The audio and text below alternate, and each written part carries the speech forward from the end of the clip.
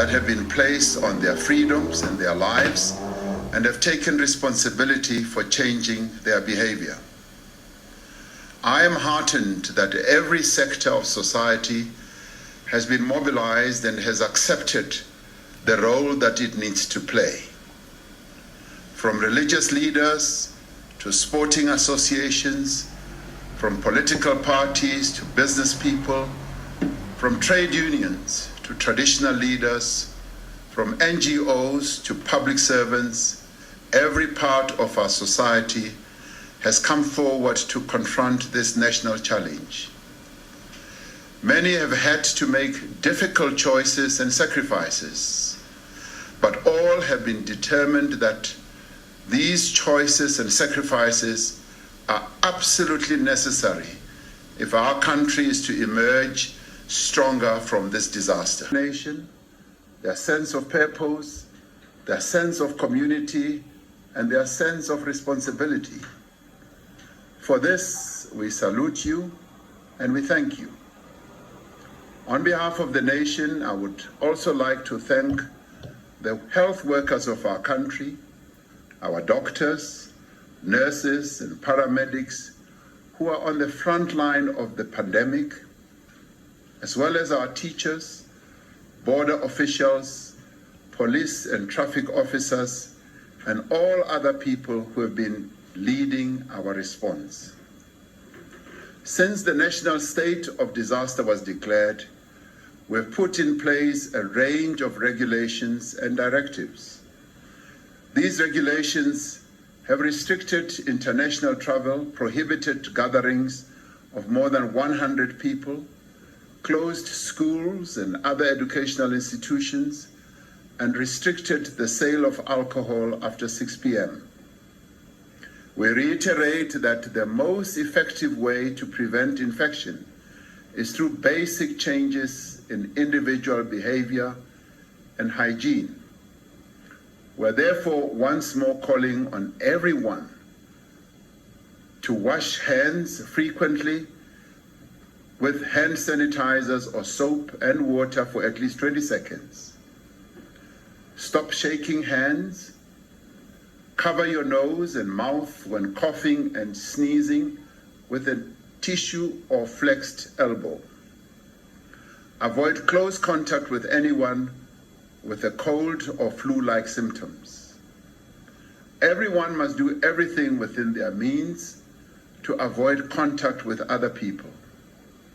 Staying at home, avoiding public places, and canceling all social activities is the preferred best defense against the virus. Over the past week, as we have been implementing these measures, the global crisis has continued to deepen. When I addressed the nation last Sunday, there were over 160,000 confirmed COVID-19 cases worldwide. Today, there are over 340,000 confirmed cases across the world. In South Africa, the number of confirmed cases has increased sixfold in just 8 days, from 61 cases to 402 cases. This number will continue to rise. It is clear from the development of the disease in other countries and from our own modeling that immediate, swift, and extraordinary action is required if we are to prevent a human catastrophe of enormous proportions in our country. Our fundamental task at this moment is to contain the spread of the disease. I'm concerned that a rapid rise in infections will stretch our health services beyond what we can manage, and many people will not be able to access the care that they need. We must therefore do everything within our means to reduce the overall number of infections and to delay the spread of infection over a longer period, what is known as flattening the curve of infections. It is essential that every person in South Africa should adhere strictly and without exception to the regulations that have already been put in place and to the measures that I am going to announce this evening. Our analysis of the progress of the epidemic informs us that we need to urgently and dramatically escalate our response. The next few days are crucial. Without decisive action, the number of people infected will rapidly increase from a few hundred to tens of thousands, and within a few weeks to hundreds of thousands. This is extremely dangerous for a population like ours, which has a large number of people with suppressed immunity because of HIV and TB, and high levels of poverty and malnutrition. We have learned a great deal from the experience of other countries. Those countries that have acted swiftly and dramatically have been far more effective in controlling the spread of the disease. As a consequence, the National Coronavirus Command Council has decided to enforce a nationwide lockdown for 21 days with effect from midnight on Thursday, the 26th of March. This is a decisive measure to save lives of South Africans from infection and save the lives of hundreds of thousands of our people. While this measure will have a considerable impact on people's livelihoods, on the life of our society and on our economy, the human cost of delaying this action would be far, far greater. The nationwide lockdown will be enacted in terms of the Disaster Management Act and will entail the following. From midnight on Thursday, 26th March, until midnight Thursday, the 16th of April, all South Africans will have to stay at home. The categories of people who will be exempted from this lockdown are the following. Health workers in the public and private sectors, emergency personnel, those in security services such as the police, traffic officers, military medical personnel, soldiers, and other persons necessary for our response to the pandemic. It will also include those involved in the production, distribution, and supply of food and basic goods, essential banking services, the maintenance of power, water and telecommunication services, laboratory services, and the provision of medical and hygiene products. A full list of essential personnel will be published in due course. Individuals will not be allowed to leave their homes except under strictly controlled circumstances, such as to seek medical care, buy food, medicine and other supplies, or collect a social grant. Temporary shelters that meet the necessary hygiene standards will be identified for homeless people. Sites are also being identified for quarantine and self-isolation for people who cannot self-isolate at home.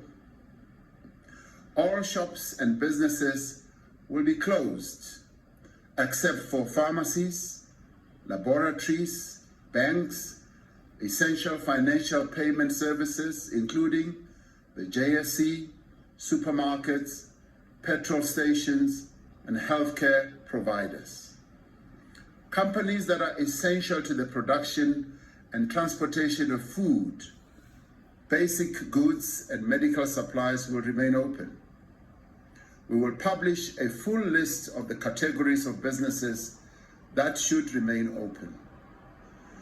Companies whose operations require continuous processes such as furnaces, underground mine operations will be required to make arrangements for care and maintenance to avoid damage to their continuous operations. Firms that are able to continue their operations remotely should do so. Provision will be made for essential transport services to continue, including transport for essential staff and for patients who need to be managed elsewhere. The nationwide lockdown is necessary to fundamentally disrupt the chain of transmission across society. I have accordingly directed the South African National Defence Force to be deployed to support the South African Police Service in ensuring that the measures we are announcing are implemented. This nationwide lockdown will be accompanied by a public health management program which will significantly increase screening, testing, contact tracing, and medical management. Community health teams will focus on expanding screening and testing where people live, focusing first on high density and high risk areas. To ensure that hospitals are not overwhelmed, a system will be put in place for centralized patient management for severe cases and decentralized primary care for mild cases. Emergency water supplies using water storage tanks, water tankers, boreholes, and communal stand pipes are being provided to informal settlements and rural areas. A number of additional measures will be implemented with immediate effect to strengthen prevention measures. Some of these measures are that South African citizens and residents arriving from high-risk countries will automatically be placed under quarantine for 14 days. Non-South Africans arriving on flights from high-risk country we prohibited a week ago will be turned back. International flights to Lanseria Airport will temporarily be suspended. International travelers who arrived in South Africa after 9th March 2020 from high-risk countries will be confined to their hotels until they have completed a 14-day period of quarantine. Fellow South Africans, our country finds itself confronted not only by a virus that has infected more than 250,000 people across the globe, but also by the prospects of a very deep economic recession that will cause businesses to close and many of our people to lose their jobs. Therefore, as we marshal our every resource and our every energy to fight this epidemic, working together with business, we are putting in place measures to mitigate the economic impact both of this disease and our economic response to it. We are today announcing a set of interventions that will help to cushion our society from these economic difficulties. This is the first phase of the economic response, and further measures are under consideration and will be deployed as needed. These interventions are quick and targeted. Firstly, we are supporting the vulnerable. Following consultation with social partners, we have set up a solidarity fund which South African businesses, organizations and individuals and members of the international community can contribute to. The fund will focus efforts to combat the spread of the virus, help us to track the spread, care for those who are ill, and support those whose lives are disrupted. The fund will complement what we are doing in the public sector. I'm pleased to announce that this fund will be chaired by Ms. Gloria Sirobe, and the deputy chairperson will be Mr. Adrian Enthoven.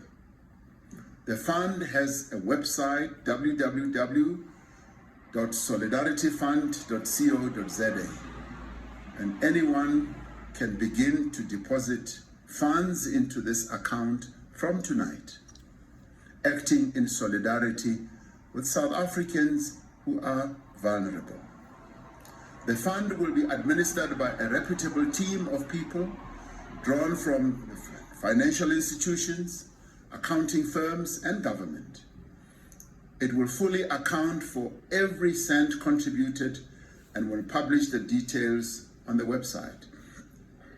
It will have a board of eminent South Africans to ensure proper governance. To get things moving, government is providing seed capital of 150 million rand, and the private sector has already pledged to support the fund with financial contributions in the coming period. We will be spending money to save lives and to support the economy. In this regard, we must applaud the commitment that has been made in this time of crisis by the Rupert and Oppenheimer families of 1 billion rand each to assist small businesses and their employees affected by the coronavirus pandemic. We are concerned that there are a number of businesses that are selling certain essential goods at excessively high prices. This cannot be allowed, and this cannot go on. Regulations have been put in place to prohibit unjust price hikes, to ensure shops maintain adequate stocks of basic goods, and to prevent people from panic buying. It is important for all South Africans to understand that the supply of goods remains continuous and supply chains remain intact. Government has had discussions with manufacturers and distributors of basic necessities such as food and other necessities, who have indicated that there will be a continuous supply of these goods. There is therefore no need for stockpiling of any items. A safety net is being developed to support persons in the informal sector whose most businesses will suffer as a result of this shutdown. More details will be announced as soon as we have completed the work of assistance, and we will put those in place. To alleviate congestion at payment points, old age pensions and disability grants will be available for collection from 30 and 31st March 2020, while other categories of grants will be available for collection the 1st of April 2020. All channels for access will remain open, including ATMs, retail points of sale devices, post offices, as well as cash pay points. Secondly, we are going to support people whose livelihoods will be affected adversely. We are in consultation on a proposal for a special dispensation for companies that are in distress because of COVID-19. Through this proposal, employees will receive wage payment through Temporary Employee Relief Scheme called TERS, which will enable companies to pay employees directly during this period and avoid retrenchment. Any employee who falls ill through exposure at their workplace will be paid through the compensation fund. Commercial banks have been exempted from provisions of the Competition Act to enable them to develop common approaches to debt relief and other necessary measures. We have met with all major banks and expect that most banks will put measures in place within the next few days. Many large companies that are currently closed have accepted their responsibility to pay workers that are affected. We call on large businesses, in particular, to take care of their workers during this testing period. In the event that it becomes necessary, we will utilize the reserves within the Unemployment Insurance Fund system to extend support to those workers in SMEs and other vulnerable firms who are faced with loss of income and whose companies are unable to provide support. Details of these will be made available within the next few days. Thirdly, we are assisting businesses that may be in distress.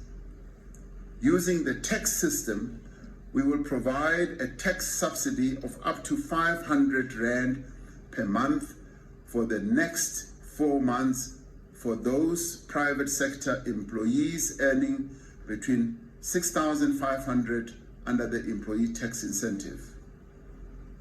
This will help over 4 million workers in our country.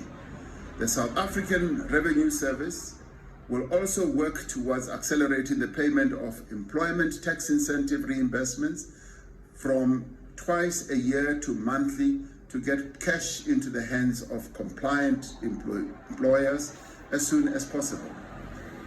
Tax compliant businesses with a turnover of less than 50 million will be allowed to delay 20% of their pay-as-you-earn liabilities over the next 4 months and a portion of their provisional corporate income tax payments without penalties or interest over the next 6 months.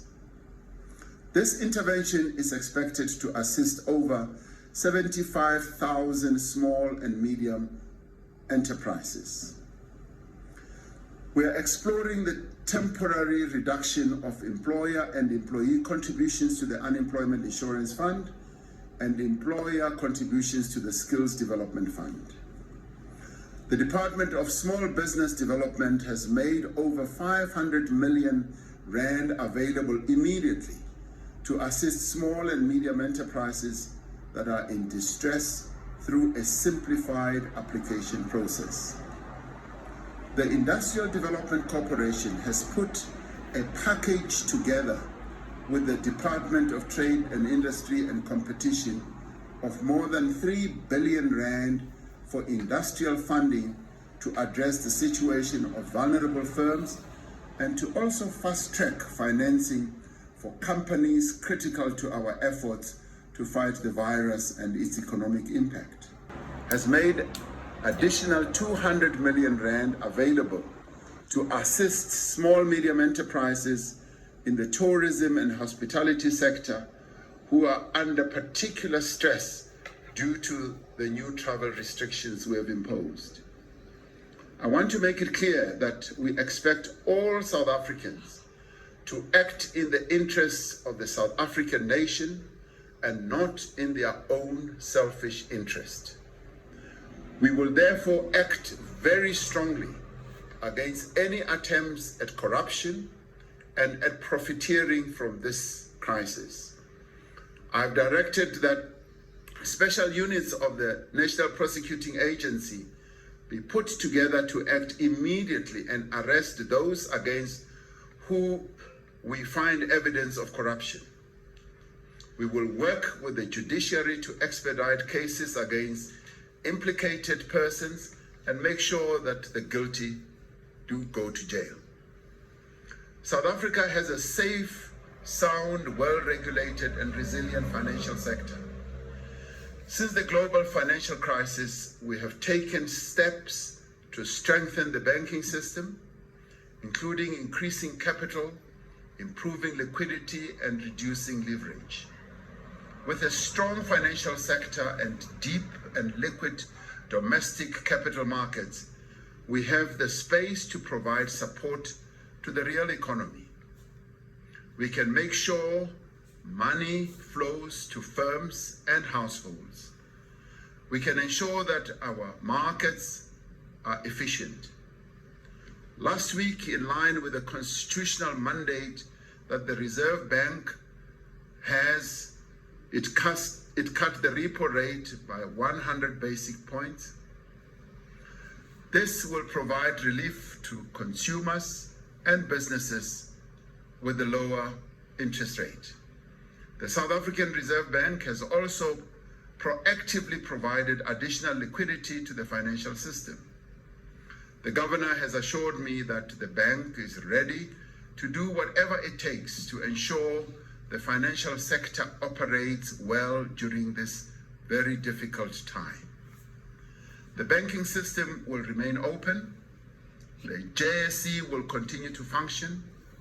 The national payment system will continue to operate, and the Reserve Bank and the commercial banks will ensure that the banknotes and coins remain available. The action we are taking now will have lasting economic costs, but we are convinced that the cost of not acting now will be far much greater. We will prioritize the lives and the livelihoods of our people above all else, and will use all of the measures that are within our power to protect our people from the economic consequences of this pandemic. In the days, weeks, and months ahead, our resolve, our resourcefulness, and our unity as a nation is going to be put to a test as never before. I call on all of us, one and all, to play our part and our role as South Africans, to be courageous, to be patient, and above all, to show solidarity and compassion to one another. Let us never despair despite the challenges that our country is facing now.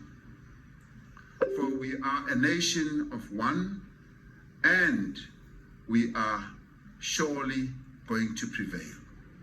May God protect our people. Nkosi sikelela e-Afrika, Morena, boloka setjhaba sa heso. God CN South Africa. God, do bless South Africa. Modimo ka ba phatsetjhetse Africa. Hosi katekisa Africa. I thank you.